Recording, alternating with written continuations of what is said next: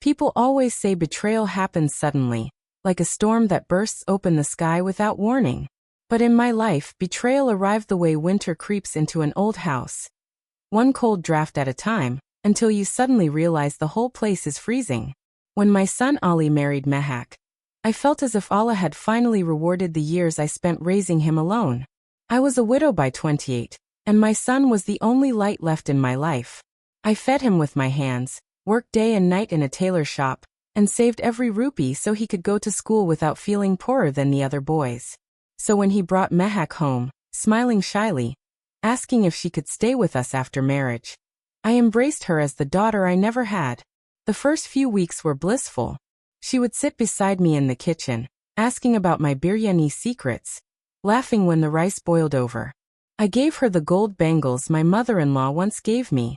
She admired them so much that I slipped them onto her wrists myself. Consider these a welcome gift, Beta, I told her. She hugged me tightly, and I believed it was the beginning of a beautiful relationship. But people reveal themselves slowly. The first sign came when she replaced my curtains with modern, dull gray ones.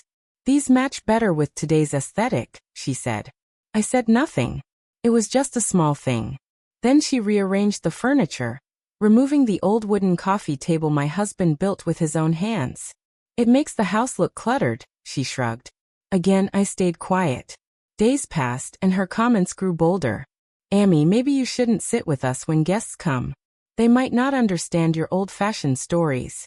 I'll take care of Ali's meals from now on. You should rest. You're old now. Each sentence felt like a thread being snipped inside my heart. Ali, my son, the same boy who once cried if I left the room for 5 minutes, stood beside her, silent, unsure, but never once defending me. That silence, that was the first real wound. Then came the evening that changed everything.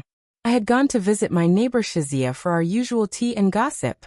We talked about her daughter's engagement, the rising cost of flour, the aches in our knees. It was a normal evening, warm, familiar, comforting. But when I returned, something felt wrong. The gate lock looked new. I tried the key, it didn't fit. I tried again. Nothing. A cold wave traveled through my body. I knocked softly at first, thinking maybe it was a mistake. Then louder. No answer. The lights inside were off, but I knew they were home. The house I built with love, the house where I raised my son, where my husband's clothes still hung in the corner cupboard. That house had shut its doors on me. Not by mistake. By decision. I stood there for a long time, unable to feel my hands or feet. I didn't scream or cry. Sometimes pain is so deep it becomes quiet. I walked to the veranda swing, sat down, and wrapped my shawl tightly around my shoulders. That was the night I understood. Not every battle is fought with fists.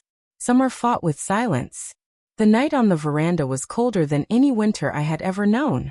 The sky was clear, the moon soft, but inside me a storm was gathering quietly, silently, like clouds too tired to thunder. I wrapped my old brown shawl around my shoulders, my husband's shawl, the one he used to drape over me when I fell asleep during our late-night radio shows. That memory warmed me more than the fabric. I didn't knock again. Some people say silence is weakness, but they do not understand the kind of silence that grows in a mother who has been hurt by the very child she raised. That silence is not empty. It is full of everything that cannot be spoken. As I sat there on the swing, the metal cold beneath me, I thought of all the nights I had spent rocking Ali to sleep. I remembered how, at 2 years old, he would curl up against my chest, inhaling the scent of masala and fabric dye from my tailoring work. I remembered selling my wedding necklace to pay for his school fees. I remembered feeding him with my hands until he was 10, because he said my hands made food taste different. And now those same hands were locked out of his life. A stray cat wandered into the yard, rubbing against my feet. I stroked its fur. At least someone was willing to share warmth with me that night. Hours passed slowly, each minute carving its mark inside me like a sharp needle through cloth. I heard footsteps inside the house. Low whispers. A giggle. And then silence again. They knew I was outside. They simply didn't care. Just before dawn, the call to prayer echoed through the neighborhood. It felt like Allah himself was whispering, "Stand up, Noor. The night is over." So I stood.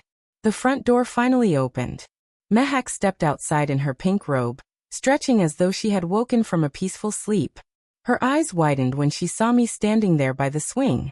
For a moment, guilt flickered across her face, but only for a moment. "Oh, Amy," she said, her tone too sweet to be sincere. "Why didn't you call? It must have been a mistake with the locks." "A mistake?" She said it like she had accidentally burned the rice, not locked me out of my own home. Ollie appeared behind her, eyes tired. He looked at me like he wasn't sure if he should feel guilty or annoyed. "Amy, you should have woken us," he murmured, unable to meet my gaze. I walked past them without a word. That silence, my quiet refusal to scream or argue, made their faces tighten with discomfort. Inside the house, everything felt different. My cushions had been moved again. My framed wedding photograph with my husband was lying face down on the table. A teacup with lipstick marks sat on the counter. Mehak never washed dishes at night. It struck me then. I hadn't lost my home that night. I had lost it long before, little by little, when the respect faded, when the daughter-in-law became the ruler, and when my son forgot whose hands raised him. That afternoon, I sat alone in my room. No tears came. My pain had turned into something steadier, something sharper. Not hatred, no. I could never hate Ollie. What I felt was clarity. If they wanted me to disappear quietly, they would learn something that day. A quiet mother is not a defeated mother. That night, as I folded my husband's shawl and placed it in my trunk, I made a decision. A small one. A powerful one. I would not fight with shouting. I would fight with dignity. And dignity, once awakened, is the strongest form of revenge a woman can carry. People often imagine revenge as fire, a roaring, furious blaze that burns everything in its path. But my revenge was nothing like that. Mine was ice. Cold. Clear. Slow. Beautiful in its precision. I didn't wake up the next morning thinking, I will destroy them. No. That kind of anger belongs to people who have wasted their whole lives hating. I am a mother. I am a widow. I am a survivor. My revenge was not about punishment. It was about reclaiming the dignity they tried to take away from me. After I had some tea and washed my face, I opened the old metal trunk in my room. Inside lay the documents I had guarded for decades. Property papers in my name. The will my husband wrote before he died. Receipts from every renovation. Bank statements. And the emergency power of attorney documents Ollie had signed years ago, trusting I would never misuse his signature. A small smile touched my lips. Life teaches you to protect yourself long before you know why you'll need that protection. Women like me don't survive without wisdom hidden in silence. Mehak believed that because I lived quietly, I was weak. She thought that because my hands shook while threading a needle now, I had no strength left. She thought age had stolen my power. But age had only made me patient. I wrapped the documents in a cloth and walked to the bus stop. My legs trembled slightly, but my heart was steady. At the lawyer's office, he greeted me with warm familiarity.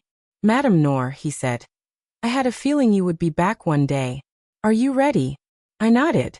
He opened a thick file labeled with my name. Inside were the eviction forms we had discussed once, long ago, when Ollie had first started drifting away under Mehak's influence. At the time, I never wanted to use them. I believed love would hold my family together. But love without respect becomes a knife. And I had finally learned where the blade was pointed.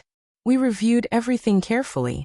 The house was mine alone, legally, financially, and historically. Mehak had no claim. Ollie had no right. The law was clear.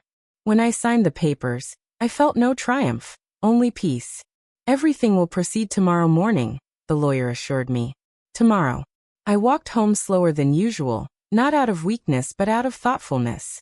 I passed the small fruit stall where Ollie once begged me to buy him apples. I walked past the tailor shop where I had worked tirelessly, stitching clothes to pay for his schooling. I remembered the sacrifices, the sleepless nights, the cracked fingers. But I also remembered something far more important.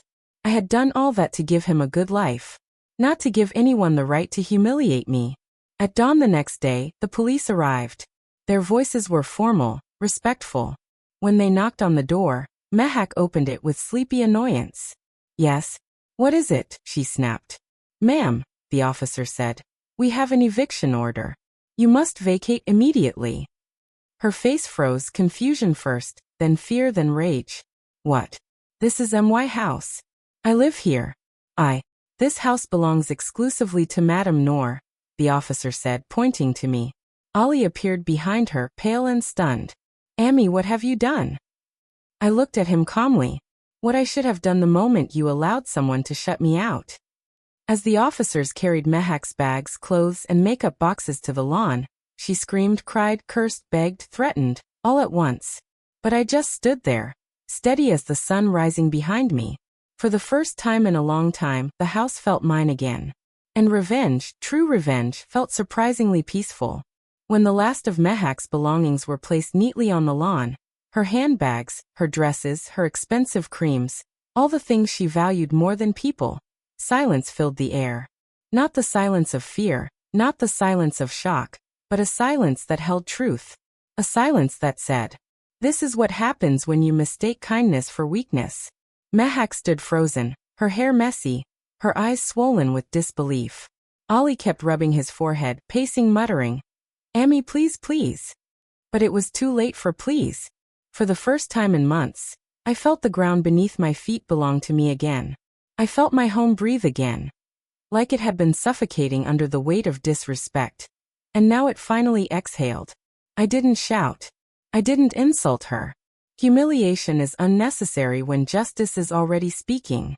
Ali tried to approach me. Amy, she made a mistake she didn't mean. She changed the locks, I said quietly. 3 words. That was enough. He looked down at the floor, shame crawling across his face. For a moment, I saw the little boy he used to be. The boy who used to hold my dupatta tightly in crowded bazaars, who cried when I burnt my hand cooking, who used to say, "Amy, I will always protect you." But adulthood had taken that boy away. Or perhaps marriage had. When the officers left, taking the signed documents with them, I turned to Ali and said the calmest sentence of my life. "You may come visit. But she will not enter this house again." He opened his mouth to protest, but no words came. He knew he had failed me. He knew Mehak had broken more than a lock. Mehak, on the other hand, was still shouting, "You can't do this. I will go to court. I will." "You are welcome to try," I said gently. "But the law speaks louder than your temper." Her mouth fell open. She looked at Ali, expecting him to stand by her, to fight for her. But Ali just stood still, tears forming in his eyes. In that moment, they both realized something important. I wasn't fragile. I wasn't helpless. I wasn't alone. I had the truth, the documents, and a lifetime of resilience behind me. Eventually they left, Mehak dragging her things, Ali following quietly behind her like a shadow who had lost its source of light. When the door closed behind them, the house suddenly felt warm again. I lit incense, opened all the windows, and let fresh air sweep away the bitterness. Over the next few days, neighbors came with stories, sympathy, and sweets. Children from the street began visiting, running into my living room, asking me to tell them fairy tales and old memories. Their laughter filled the spaces Mehak's negativity had emptied. I repaired my garden. I stitched new cushion covers. I cooked biryani the way I used to for Ali when he was a boy. Slowly, the house became home again. Ali visited sometimes, always alone. Each time, he cried a little, apologized a lot, and left with food packed for him in containers. I forgave him, but forgiveness does not mean reopening wounds. I forgave, but I would not forget. And Mehak never returned. She never dared. Now when people ask me, "Noor, don't you feel angry?" I smile and shake my head. Anger burns you from inside. Dignity rebuilds you. My revenge was simple. I chose peace over poison, respect over fear, myself over those who tried to diminish me. And every morning, as I water the roses in my garden, I whisper to myself a lesson I want every woman to learn. If someone locks you out of your worth, unlock a better life. Quietly, beautifully, completely.